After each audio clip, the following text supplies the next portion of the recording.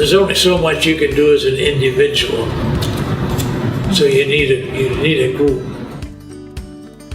We are, well, it used to be all, but mostly volunteer, that we really, we function on volunteers. We're not that any different than any other shelter in terms of their mission is to help cats, and we are too. But we do it a little bit better, I think. I think we take the extra step, go the extra mile, take in a lot of the cats that people aren't, other organizations aren't taking in, that need more help or more time or more medical care. We had a couple of stray cats in our backyard, and so we took them into Animal Relief Fund, which eventually turned into Feline Rescue. And we just couldn't abandon Ricky and Robbie to the shelter, so we started coming on Friday nights visiting, and it just kind of led into a full-time gig. Animal Relief Fund wanted to close their shelter, so we decided that there was a real need for a shelter and wanted to continue. So we ended up, I guess we were like a splinter group. We had quite a time getting free from them. They did not want to give us any one of their cats or of their cages or anything. We just persisted and started over fresh. It was pretty crude in the beginning. We really didn't have that much money. There was one of our volunteers who, had he not paid for 1 year of our rent, we wouldn't be here today.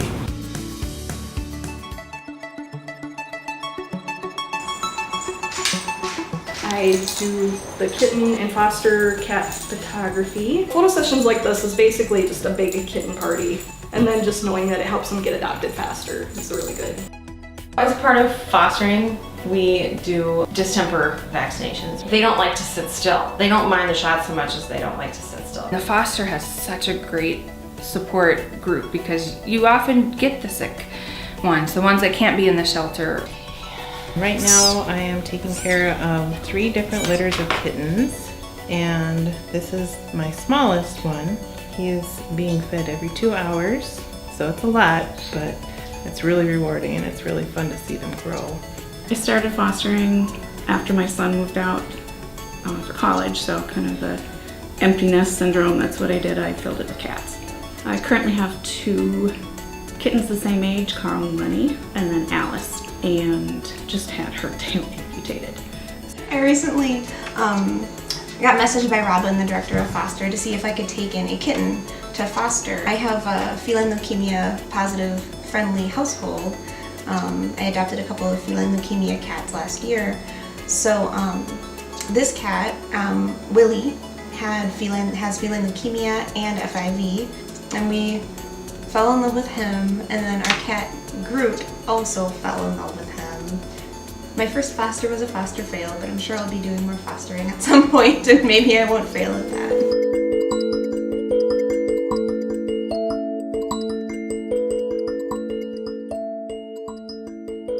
Marie Metzke, who's a longtime volunteer, decided, since Feline Rescue's mission is not to declaw and to educate people to not declaw, we thought we should offer free clippings. And it is a free service, but we ask for donations. We educate them about what scratching posts to use, and we educate them how to clip their claws if they want to try it on their own. And they're happier owners, and they're happier cats, and it's just a win-win for everyone.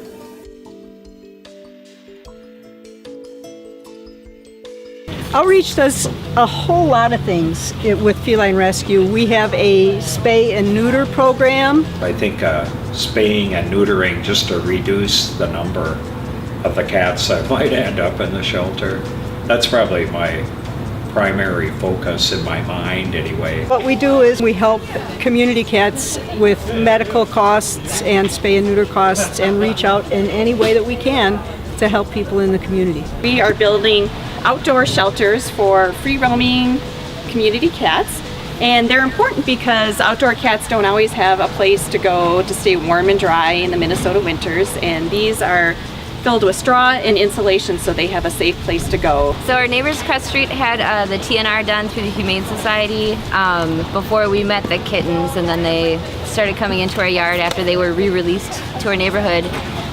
The Humane Society told our neighbor that they were too feral to adopt, so to re-release them into the neighborhood.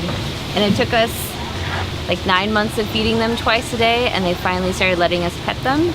And now they want to be pet more than they want to be fed when we go out there. We had all 3 cats survive in this last year. I adopted from the shelter. It'll be 5 years in November.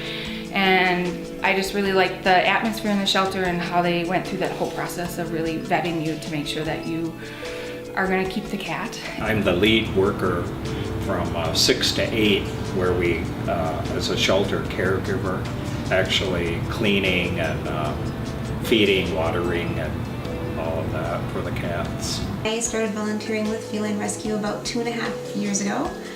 Now I'm an adoption specialist, so I do adoptions on Monday nights at the shelter.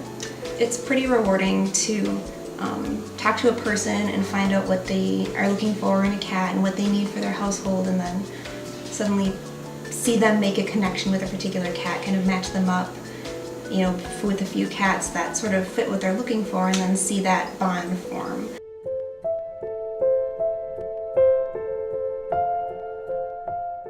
I really enjoy having cats around. They're my favorite animal, and it just makes it such a rewarding effort to be able to know that I'm helping them to find their forever homes. They're funny. They don't really care about anything, and they love you. They'll love you, and it's great when you have ones that are super scared or have come from the brink of death, and you get to nurture them and watch them adjust and change, and see then that they help other cats. Every kitten I see, I say, oh, that's a cute kitten or that's a cute cat, but every cat is cute. I've never seen a cat that I was like, oh, that's not cute. They're such great companions, and I think they're really smart, and they kind of know, you know, they understand people emotionally, and they're cute. They're such funny people, you know, friendly animals.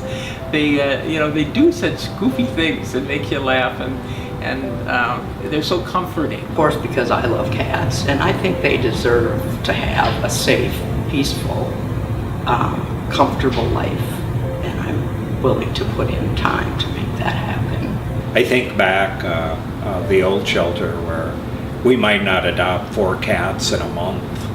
And now, I mean, you do that in a day, if not more. The volunteers have increased, and you know, and the donations have increased. People have taken us as a serious organization and believe in what we do. The theme of no kill is still alive, and we'd like the whole state to be, the whole world to be like this. We just have kept going, and I think always will, because people see that we mean what we mean, and we're going to do it. We're just going to keep going. So, and the cats are still here.